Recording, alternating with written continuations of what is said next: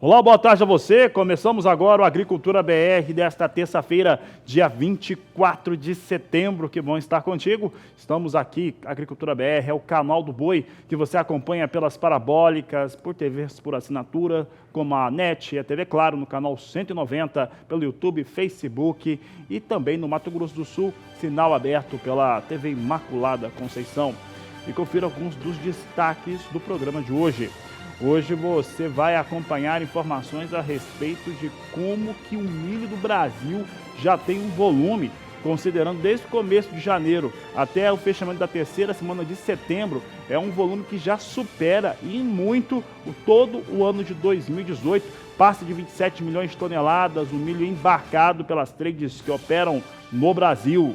Você tem ainda informações sobre aquilo que deve acontecer em relação a mercados. O mercado está um pouco mais nervoso, só que hoje o dólar cede um pouco, cede no mundo todo e cede no Brasil também. Tem o mercado da soja. O mercado da soja você vai acompanhar que teve ali uma situação nova em relação aos chineses e essa situação nova, ela dá conta principalmente da compra de produtos dos Estados Unidos. Tem mercado físico, mercado futuro e muito mais.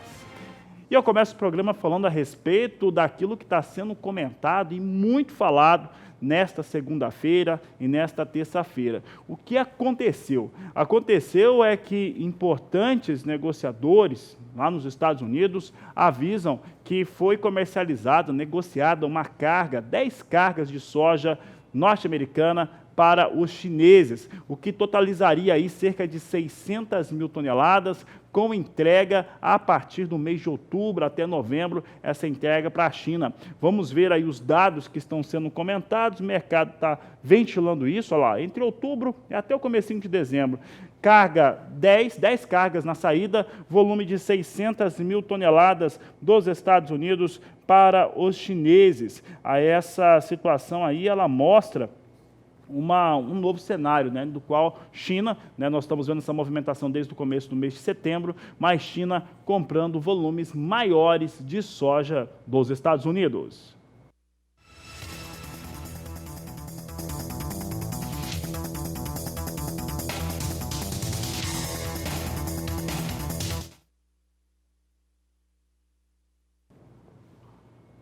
Continuo falando de certo modo da China, mas agora a sua relação com o país vizinho aqui, a Argentina.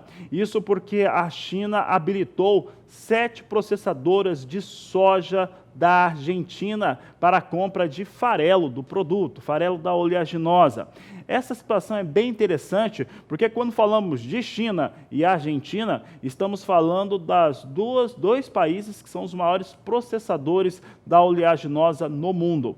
Com essa habilitação, a China deve comprar farelo já pronto da Argentina, e isso abre expectativas novas de mercado para o país vizinho, que investe muito no processamento e está sempre entre os maiores produtores de farelo e óleo de soja do planeta.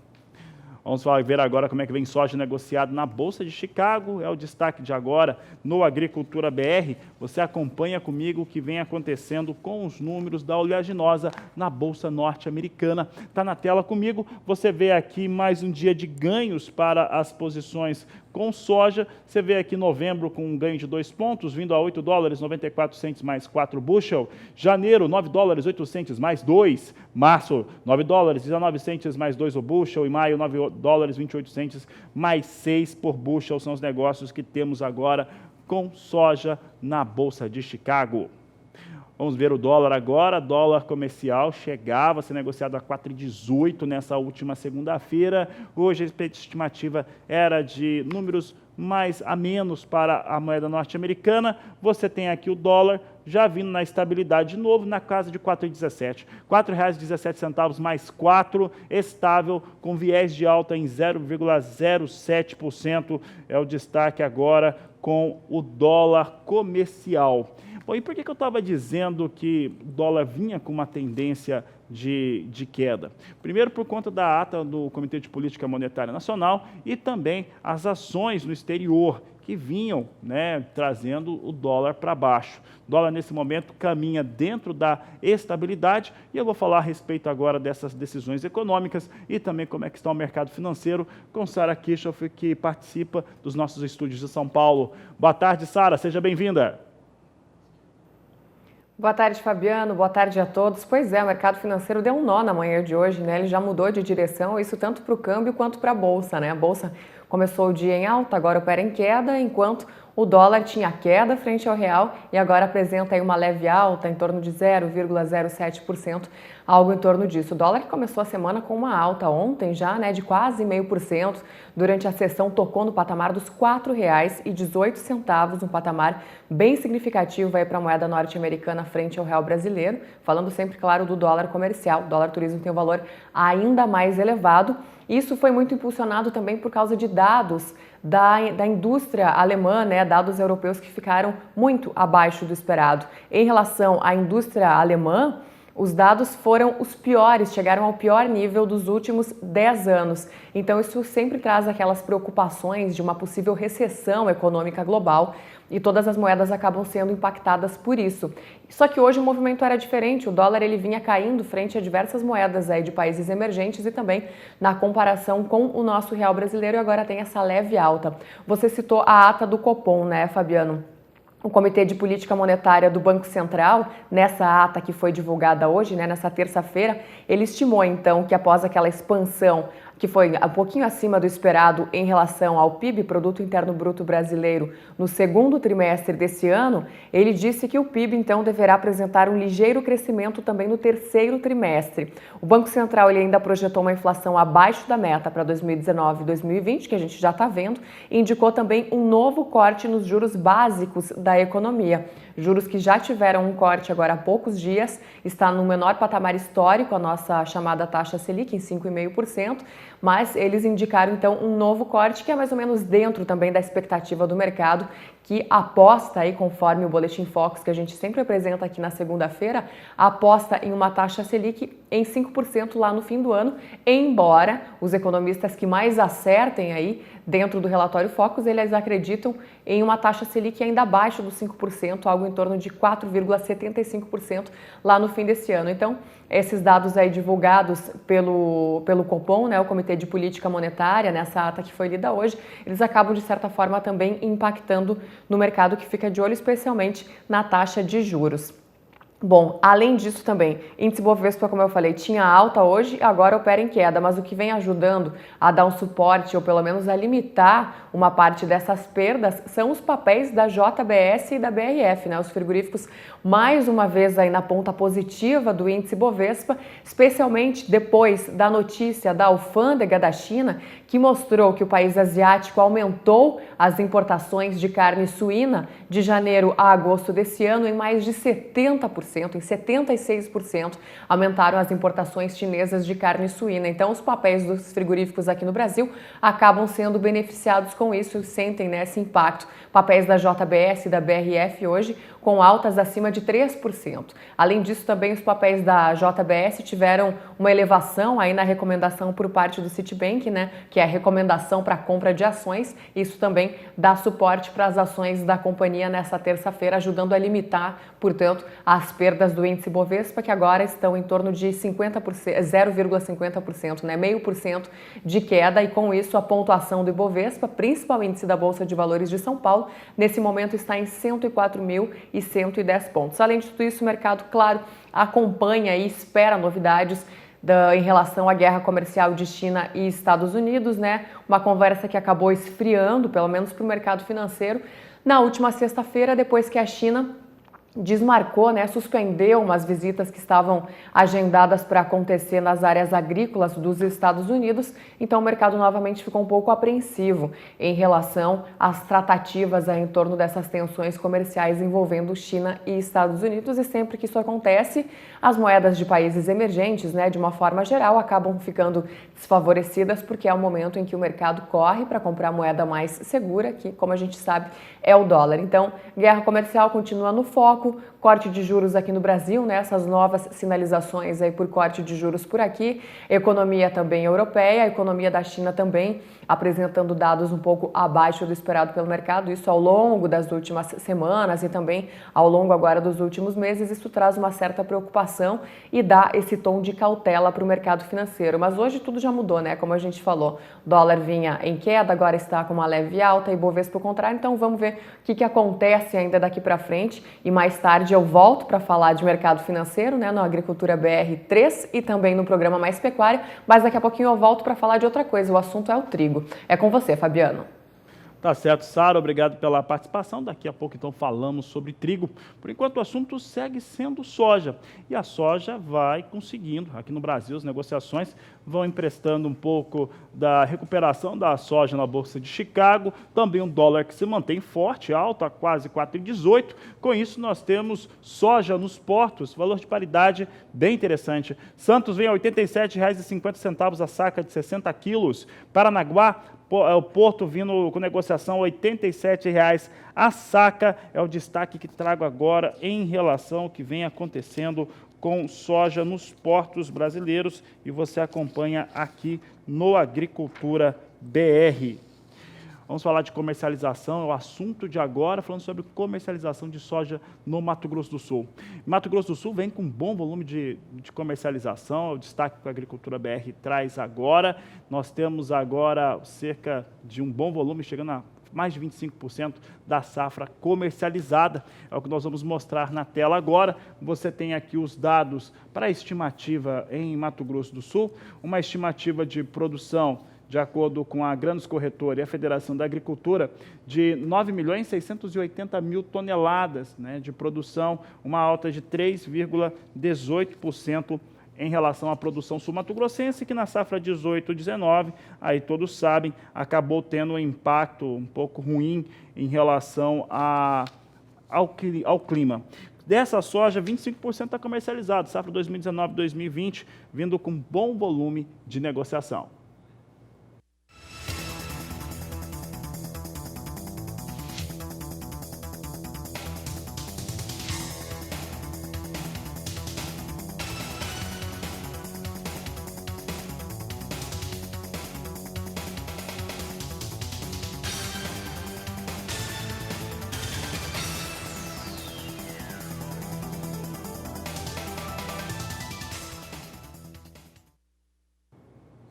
E trazemos agora informações de como está o desenvolvimento da soja lá no nordeste do país, em especial em algumas das fronteiras agrícolas, no caso do Cealba, que envolve Sergipe, Alagoas e Bahia. Você vai ver agora o recado do engenheiro agrônomo e nosso telespectador Gleiton Medeiros, que acompanha um trabalho em Alagoas.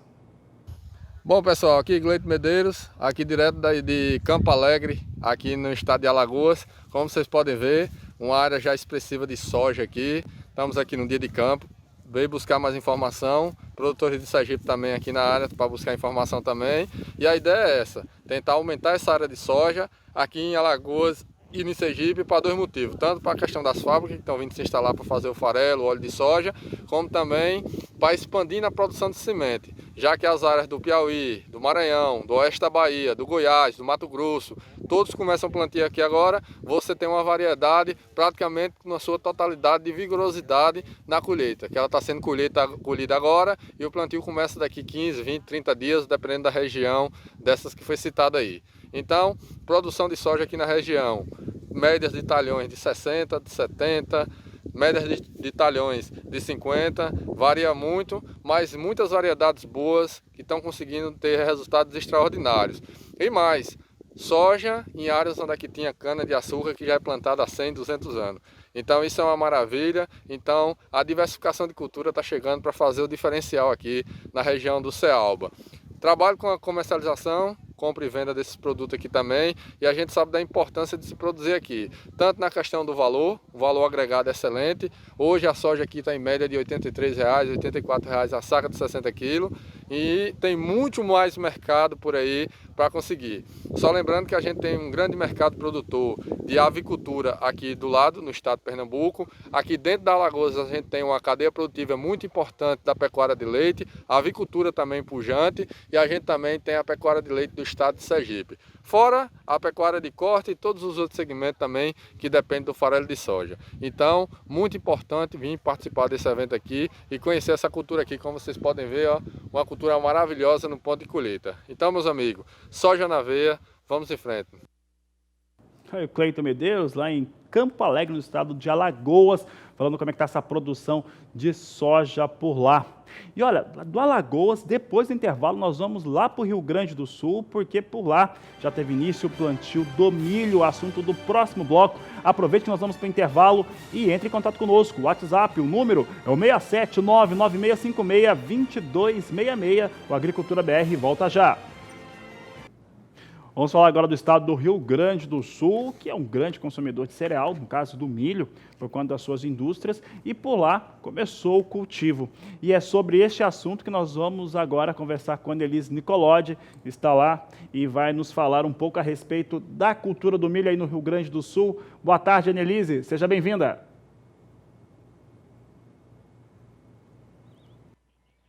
Boa tarde, Fabiano. Boa tarde a todos. Pois é, são 771 mil hectares semeados com milho nessa safra de verão aqui no Rio Grande do Sul. A maior parte das lavouras é irrigada, né? E o milho já está em pleno desenvolvimento, deve render aí 6 milhões de toneladas de grãos. E grande parte, a gente sabe, desse milho vai para a fabricação de ração, que a gente tem uma grande demanda aqui no Rio Grande do Sul e no próprio Brasil, né? Os produtores vêm embalados pelas exportações, que nas 3 primeiras semanas de setembro somaram 4 milhões de toneladas. Quem está aqui comigo é a economista e também professora em desenvolvimento rural, Cláudia Prudêncio de Mera. Professora Cláudia, o que a gente vê embalado aí? O produtor está otimista com esse aumento aí do milho, importante, né, para o Rio Grande do Sul, que é um grande consumidor também. Boa tarde. Boa tarde a você, boa tarde a todos que nos assistem agora no canal do Boi. O produtor leva em consideração principalmente o preço, né, do produto. O preço do produto do milho vem aumentando nos últimos dias. A cotação da Bolsa de Chicago mostra um aumento aí de 0,50 centavos por saca de milho nas últimas semanas e hoje, na maioria dos mercados, está sendo vendido por R$ 37 a R$ 38 a saca. Então esse é um dos principais fatores, né? Considerando ainda que é um dos elementos aí que considera para rotação de culturas, né, e que vai impactar no custo final de todas as lavouras da atividade, né, contando soja também. Então é um indicativo bem importante o preço. A gente sabe que o milho e as demais culturas têm um grande custo de produção para o produtor rural, né? Como que equilibra essas contas e qual que é a expectativa de preço lá no final, durante a colheita? Bom, o custo de produção para essa safra haverá aí uma projeção de 10% a mais, principalmente nos fertilizantes. Essa discussão está sendo colocada neste momento pelo mercado.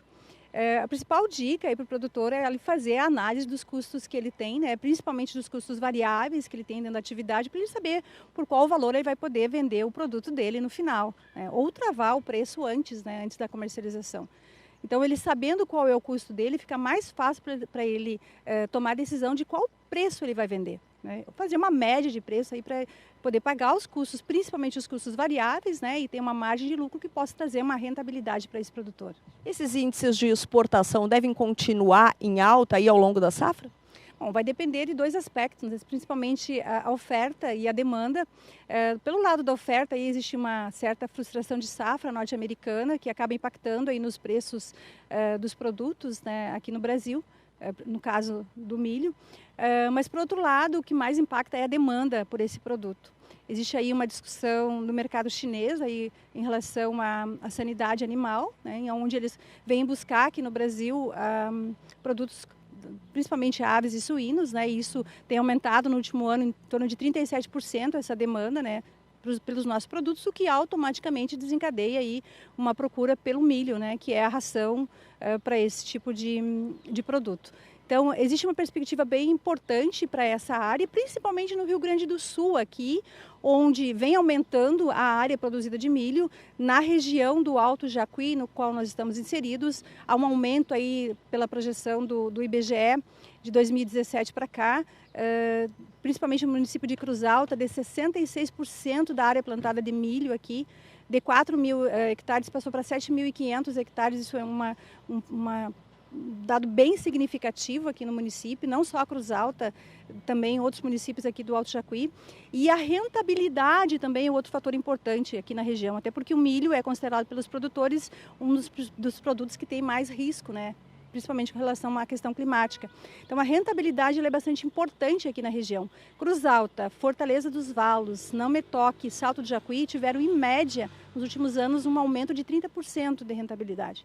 Por outro lado, alguns municípios aí, em função dessa questão climática, como Ibirubá, Tapera e Lagoa dos Três Cantos, diminuíram aí a sua rentabilidade. Então, esse é um dos fatores também que contribui para o produtor pensar e planejar a sua safra. Tá certo, professora, muito obrigada pelas suas informações. A gente falando do milho, né, Fabiano? O Brasil, que é o segundo maior exportador de milho, uma importante aí evolução em questão da área, pela rotação de culturas, né, e por também agregar valor ao bolso do produtor. Eu volto contigo.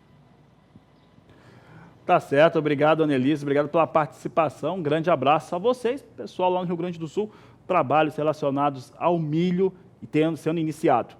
Vamos falar agora sobre as expectativas para a safra, né? E o que está fechando de safra aqui no Mato Grosso do Sul. A Grandes Corretora e a Federação da Agricultura do Mato Grosso do Sul fizeram um levantamento que mostram os dados de levantamento. Veja só, você tem aqui a colheita de milho no Mato Grosso do Sul alcançando 2.100.000 hectares, com uma produção total de 2.100.000 toneladas, de acordo com a Granos e também da FamaSul, números que mostram um pouco de como que está a produção de milho no país.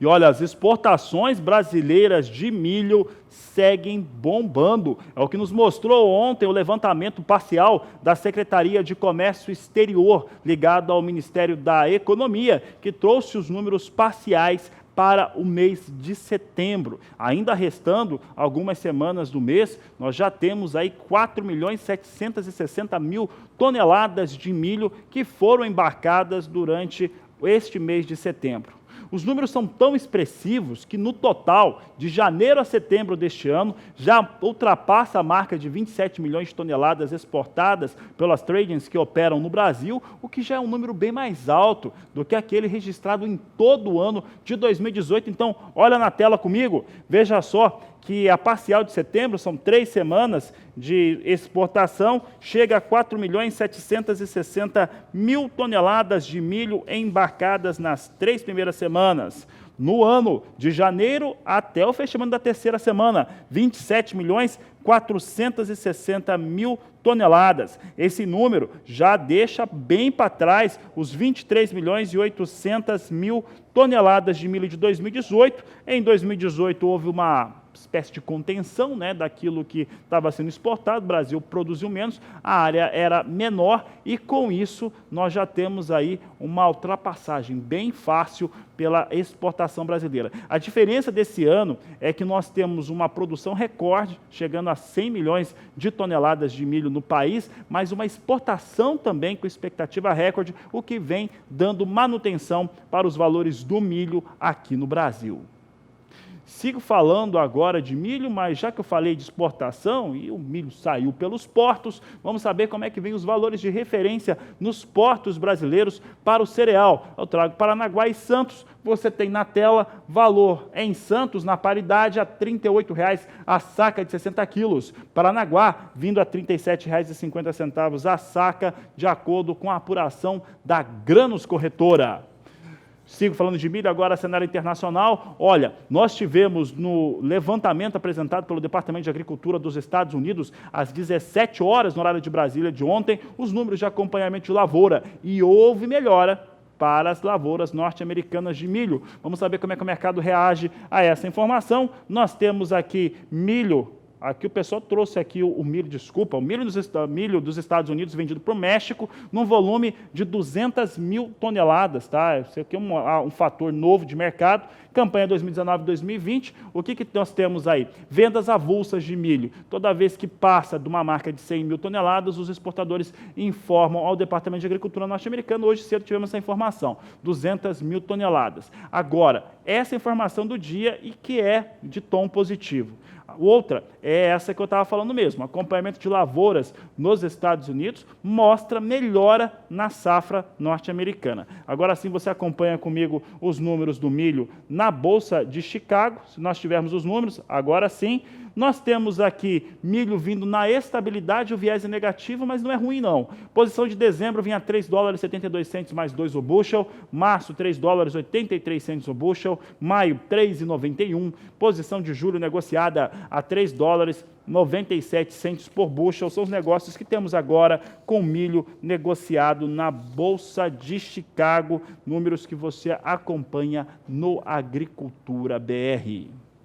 E a seguir o assunto é trigo por aqui, nós vamos saber um pouco a respeito das operações do Brasil, cenário internacional, como é que isso tem agido aqui no país, já que o Brasil deve liberar cota de importação.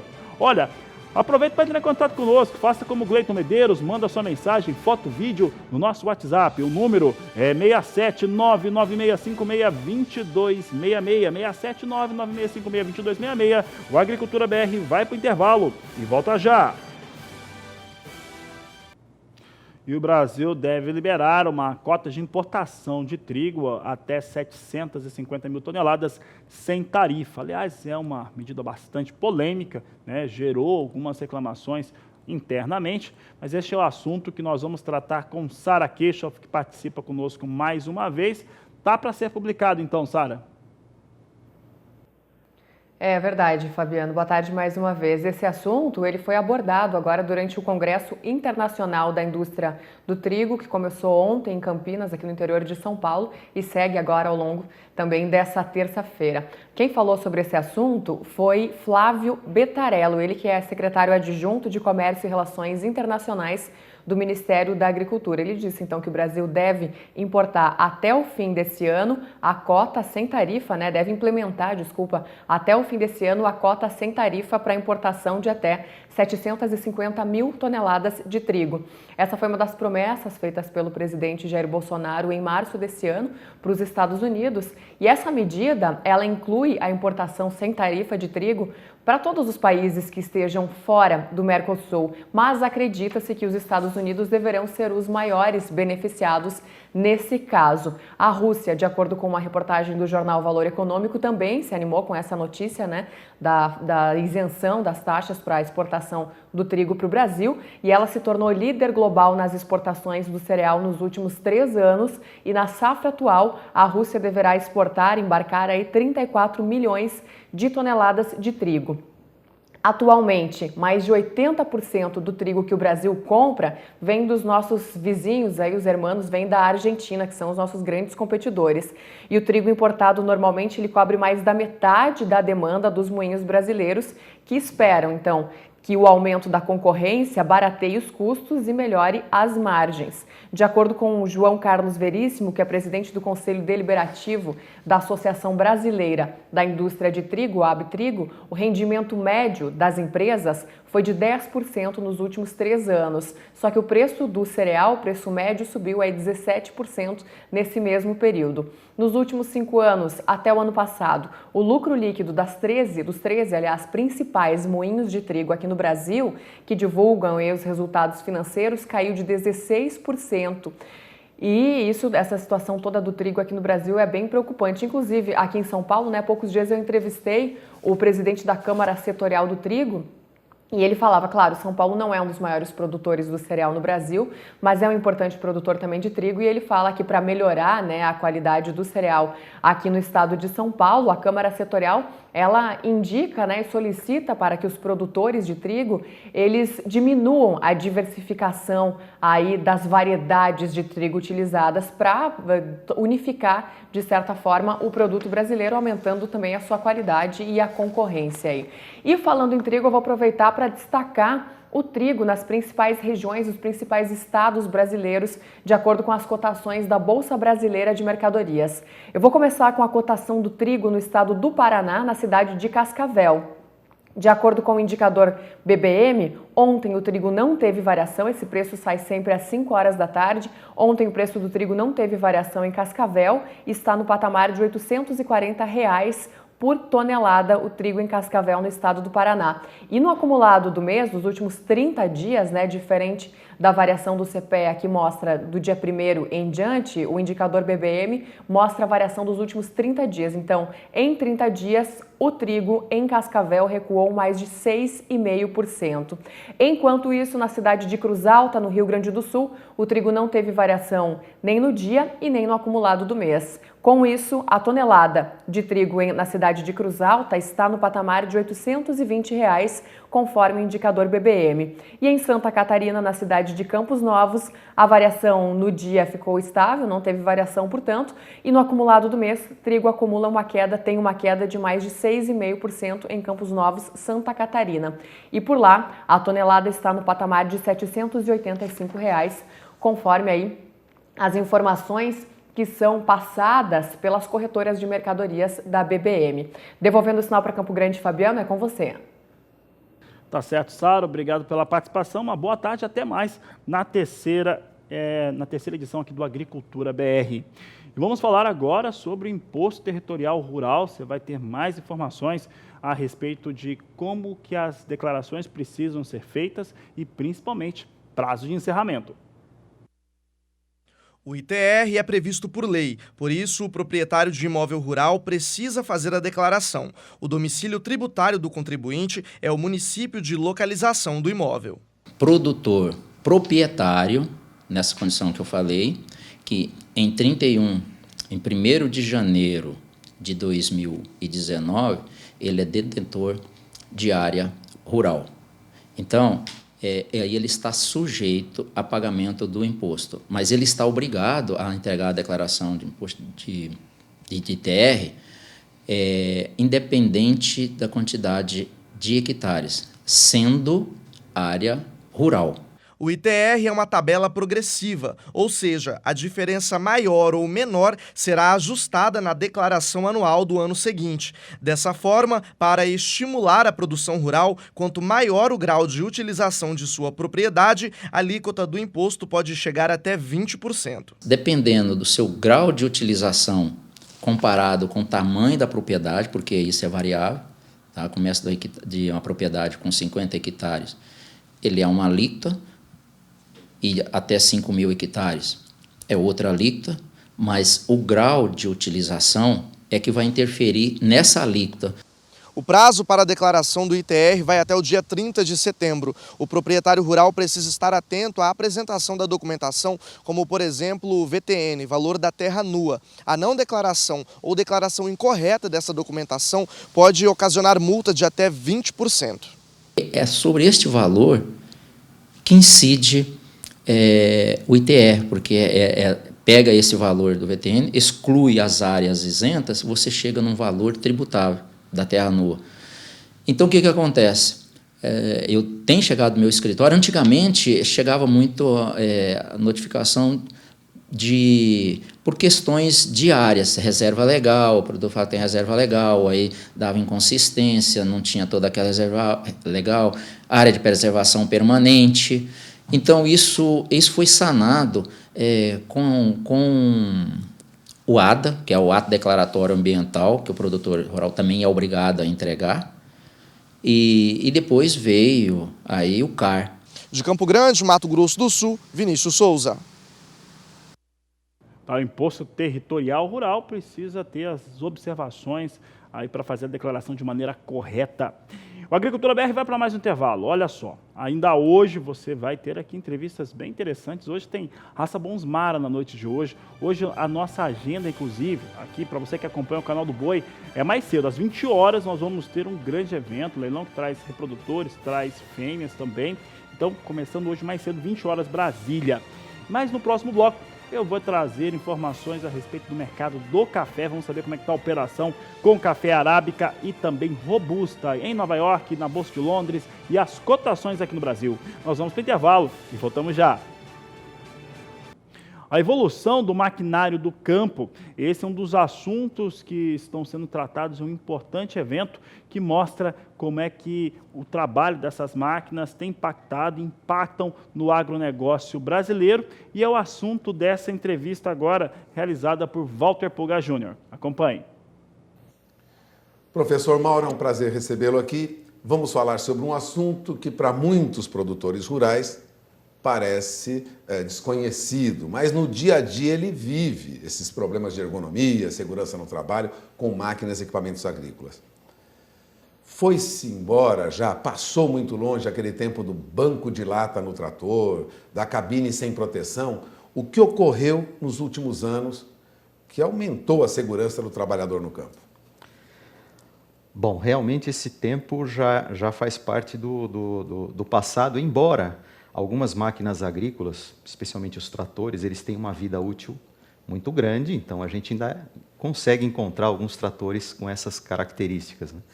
Mas as novas máquinas elas já são projetadas pensando no conforto, no uso mais adequado, que com certeza acabam permitindo que o trabalhador desenvolva o máximo do seu potencial, aumentando a produtividade do trabalho. E essas máquinas já são projetadas com princípios de ergonomia e de segurança para resguardar a saúde e a segurança do trabalhador e, ao mesmo tempo, permitindo uma qualidade de vida melhor no trabalho. Bom, essa ergonomia para o trabalho já se conhece muito nos grandes centros urbanos, cadeira de escritório, a legislação, inclusive, mesas, né? Como você operar máquinas. Na cidade isso é mais conhecido, a fiscalização é firme. Na indústria de equipamentos voltados para o agronegócio, também há legislação e preocupação com a ergonomia, com o bem-estar do trabalhador, do homem que opera a máquina no campo? Olha, eu diria que é uma conscientização que ela vem aumentando ao longo do tempo.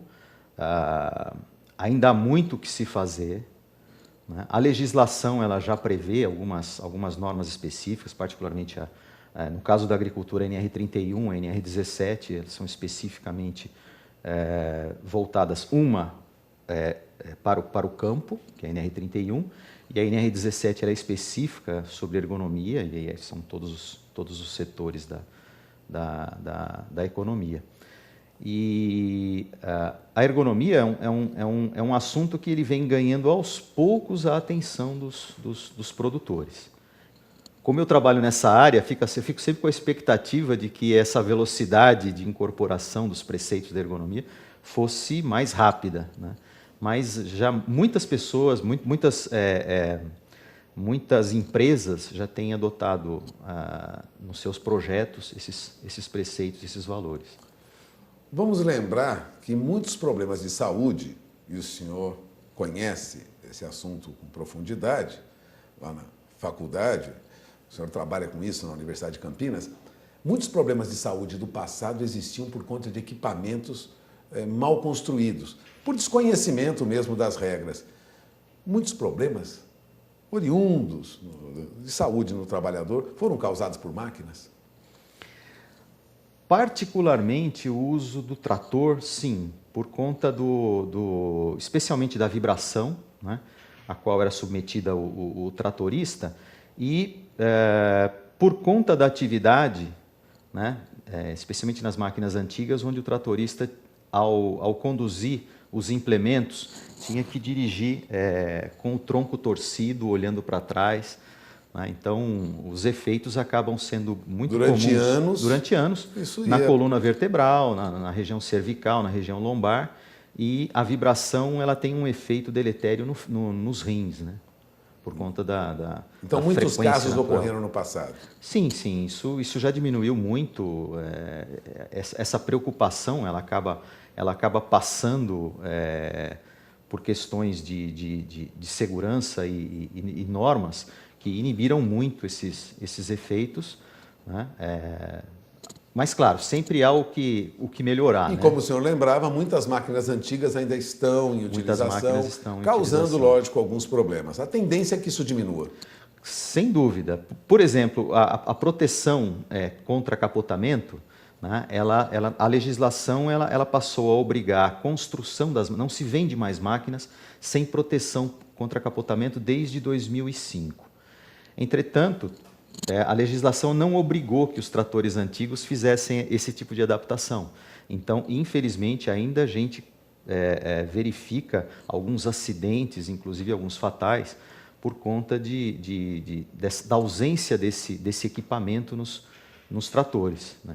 Mas esse é só um exemplo. As máquinas que são feitas hoje, elas já têm uma qualidade muito superior e essa questão da vibração ela já é tratada como um assunto com mais zelo, com mais cuidado, e com resultados bem melhores. A minha pergunta é, o produtor rural que nos acompanha agora, professor, que escuta a nossa entrevista, que acompanha, ele está consciente que as máquinas precisam ter segurança e um trabalho de ergonomia? Ele está consciente que ele deve exigir isso do fabricante?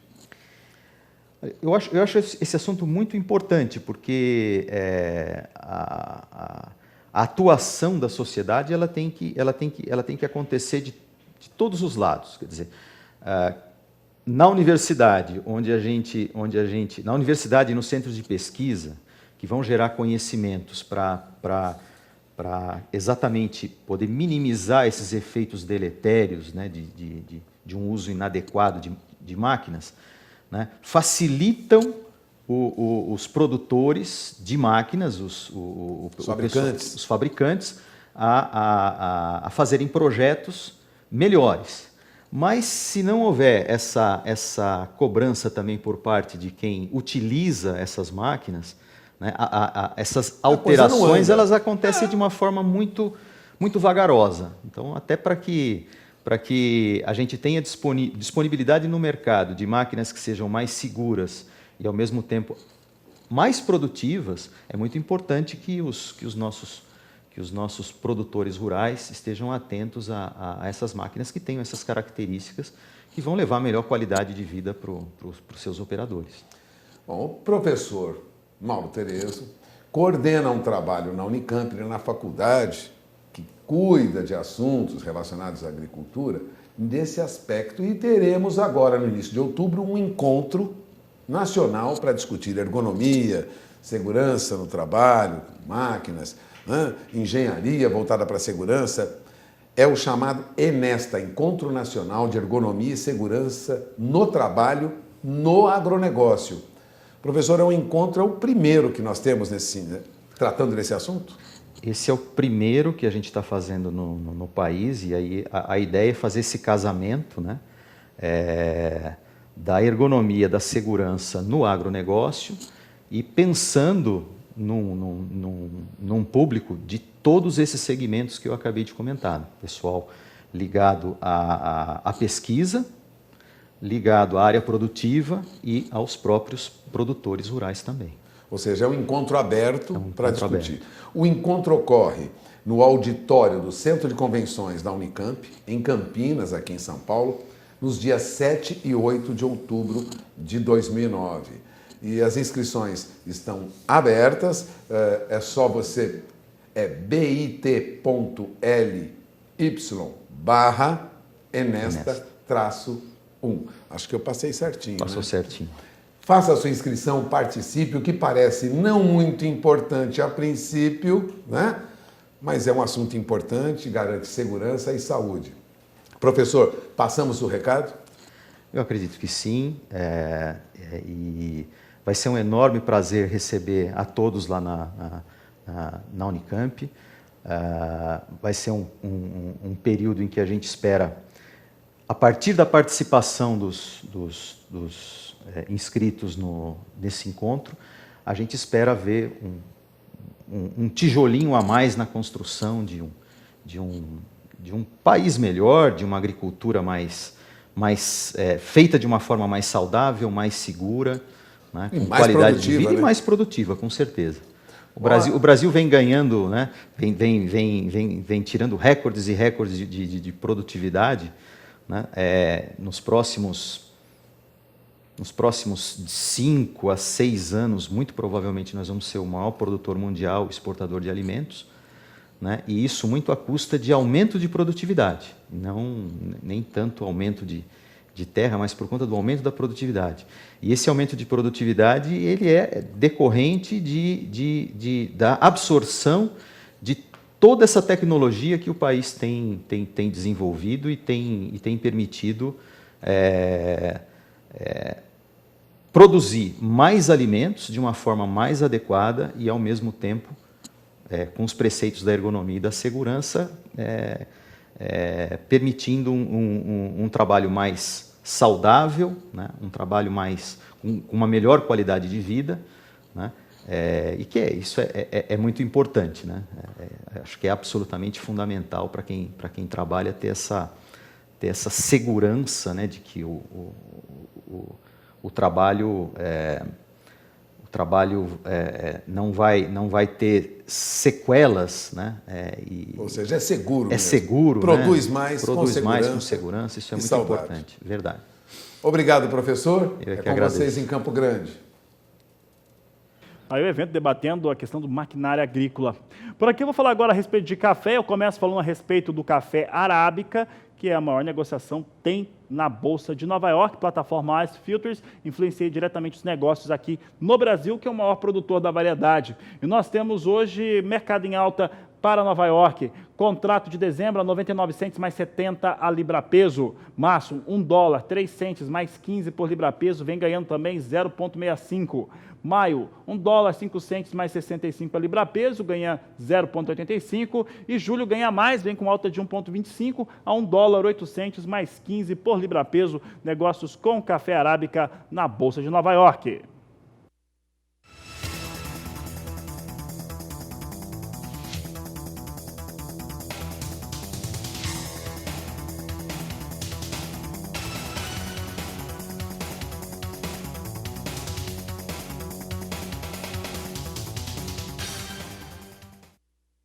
Atenção agora para os cafeicultores dos estados do Espírito Santo, Bahia, Rondônia, principalmente. Vamos trazer agora as informações em torno de como que vem os negócios com café robusta e importante influência para o conilon aqui no Brasil. Robusta é negociado em Londres e vem com $1.300 a tonelada, posições aqui próxima à estabilidade. Janeiro, $1.315 a tonelada, março, $1.333, maio, $1.356 a tonelada, vem com queda de 0,45%, 0,44% as posições negociadas em 2020, situação perfeitamente normal com a entrada da safra vietnamita.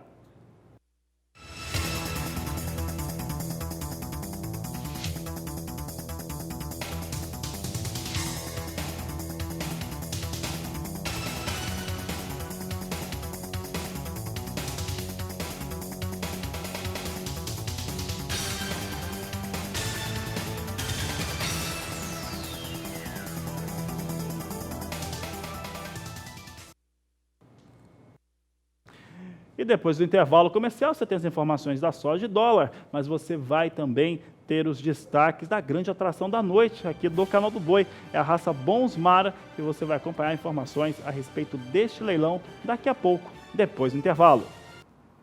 Agricultura BR de volta, fala agora a respeito do mercado da soja. E olha só, nós tivemos, logo na abertura, trazia a informação das cargas, né, de 20 a 27 navios que os chineses compraram dos Estados Unidos, totalizando aí cerca de 600 mil toneladas da oleaginosa a serem entregues na China entre outubro e dezembro deste ano. A notícia ela foi bem recebida, entretanto, a absorção da informação foi muito rápida. O Chicago, que operou em alta durante boa parte do dia de ontem, vinha operando em alta há pouco, mas muito próximo à estabilidade. Vamos saber como é que vem os negócios agora com as posições. Continua em elevação, vai ganhando de 3 a 4 pontos. Novembro vem a 8 dólares 96 o bushel. Janeiro, 9 dólares 10 centes o bushel. Março, 9,21. Maio, negócios a 9 dólares 30 centes mais 2 por bushel. Neste momento, tanto a soja se mantendo em alta, quanto o dólar próximo à casa de 4,17, vão mantendo valores bons para a paridade nos portos brasileiros, em especial para Santos e Paranaguá. Destaca agora o dólar. O dólar também vai dando essa sustentação. Nós temos dólar estável, viés de alta de 0,08%, mas a R$ 4,17 mais 4 neste momento. Então, vai mantendo aí os valores negociados no porto para soja, para milho, entre outras culturas.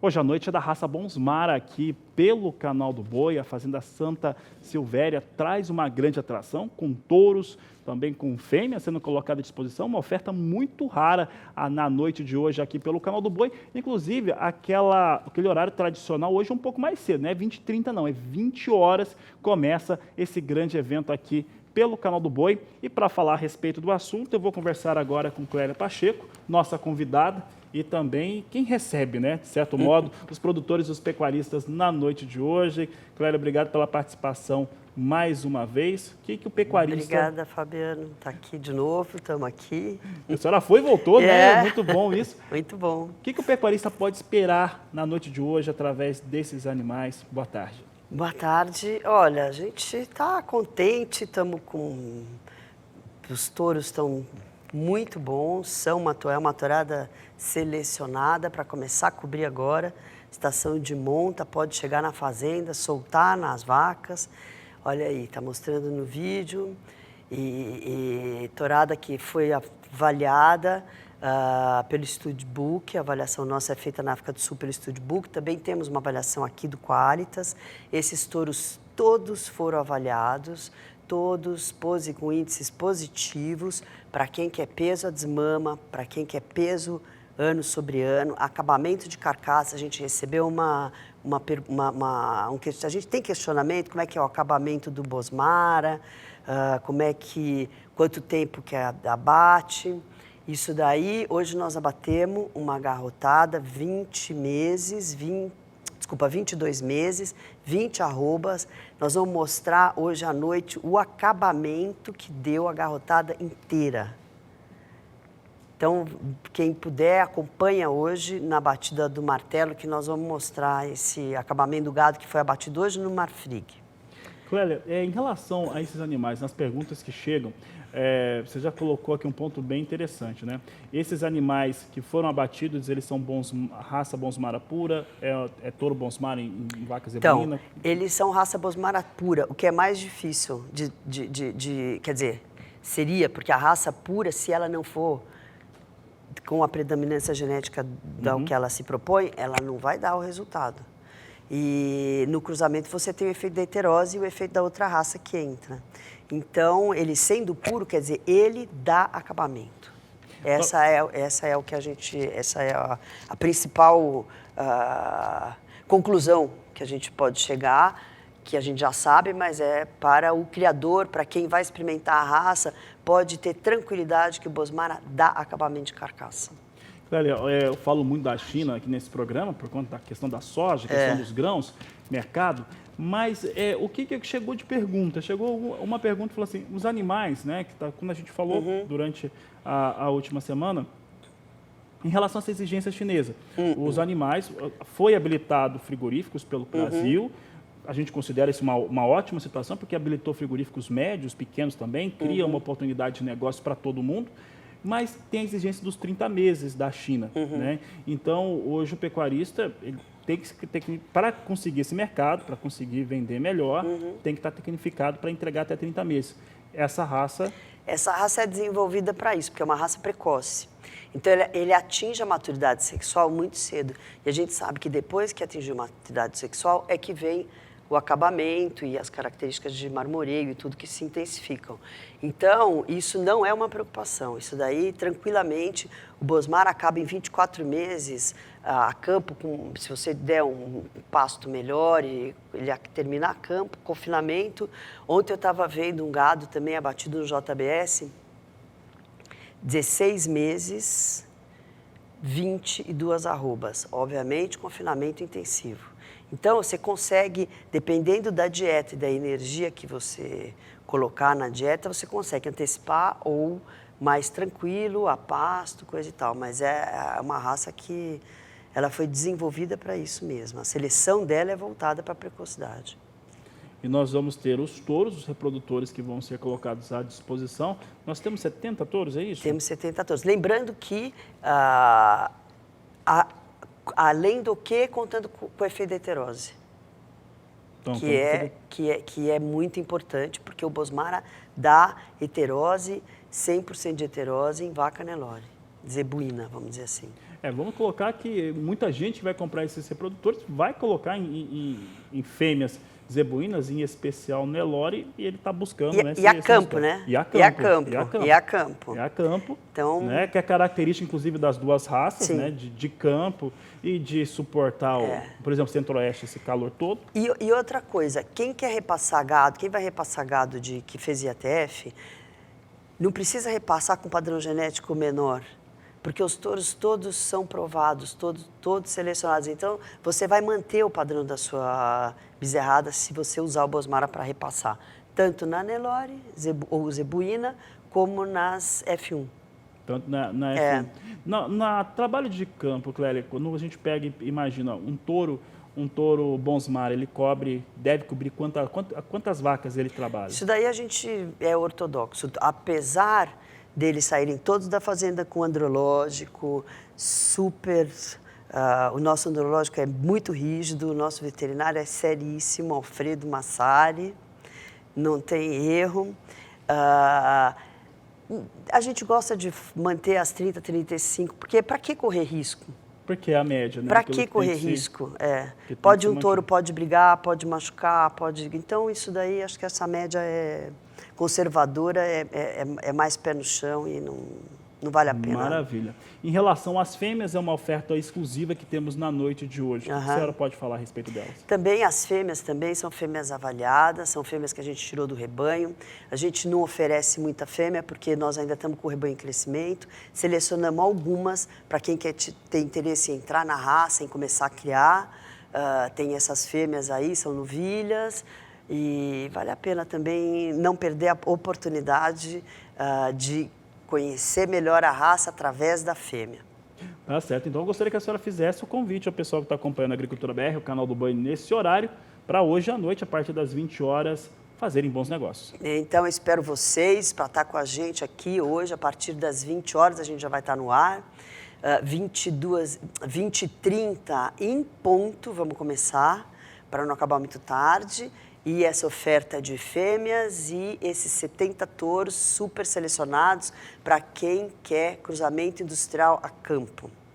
Tá certo, Clélia. Obrigado pela participação. Obrigada. Sucesso para você. Bom trabalho hoje à noite. Na verdade, sucesso para quem vai fazer a aquisição hoje, que vai estar participando do leilão. Obrigado. Obrigada, Fabiano.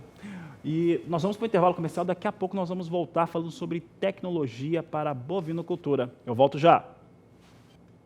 Agricultura BR de volta, e nós vamos falar agora a respeito de um tema que tem sido tratado numa série que você acompanha no nosso programa, Bezerro de Peso. Você vai saber um pouco mais da coccidiose, principalmente a respeito da identificação do trabalho que tem que ser feito, a aplicação, como combater essa situação no rebanho. Para falar a respeito deste assunto, nós temos convidado, é o Caio. O Caio está aqui conosco, o Caio Borges, nosso convidado. Ele é consultor técnico da Bayer e fala um pouco a respeito de saúde de bezerro. Isso é muito importante porque é o resultado de trabalho da fazenda, né, Caio? Quais são essas questões aí que atingem o rebanho, principalmente do bezerro, e que acabam trazendo prejuízos aí para o produtor rural? Boa tarde, seja bem-vindo. Boa tarde, primeiramente. Em sentido da questão da própria coccidiose, a gente vê que é uma tendência, né, é uma doença que passa a ser considerada como uma doença de produção. Antigamente ela era considerada só como uma diarreia de sangue, né? Então a coccidiose eram os animais que apresentavam diarreia de sangue num lote, a incidência era baixa, o que realmente a gente observa, né? 5% de prevalência de diarreia de sanguinolenta dentro do rebanho. E hoje a coccidiose ela passa a ser uma doença de produção. Porque a gente conseguiu enxergar que ela vai muito além da própria diarreia. Cerca de 90%, 95% dos animais eles são acometidos de uma forma subclínica, com baixo desempenho, né? Os animais deixam de ganhar peso. Então esse é o grande, uma grande notícia, né? Uma grande novidade que a gente está percebendo cada vez mais a influência da doença a campo, né? Dentro do rebanho e em cima da própria produtividade nacional, né? A respeito do gado de corte, né? Tem um aspecto de perda, né? de produtividade, tem um aspecto também, de certo modo, de um atraso no rebanho, Caio. Exatamente. A perda na produtividade ela se dá de duas formas, né? Primeiramente, pelo baixo desempenho, né? Pelo baixo ganho de peso do animal e, em segundo, com tratamentos com diarreia, né? Então, os animais que ficam doentes, quando você não previne da coccidiose, quando você não tem uma proteção, ele vai envolver um custo de tratamento e podendo chegar até o óbito do animal, né? Então, a perda realmente do animal, que acaba sendo ainda mais severo com os custos de produção, né? Caio, vamos falar do tratamento. Como que o pecuarista, o gerente, quem está trabalhando com o rebanho dos bezerros, ele pode estar preparado para a situação? Preparado, que eu estou falando assim, não só do tratamento, mas preparado para evitar que eu tenha, né, que se tenha esse impacto ruim sobre o rebanho. Tá certo.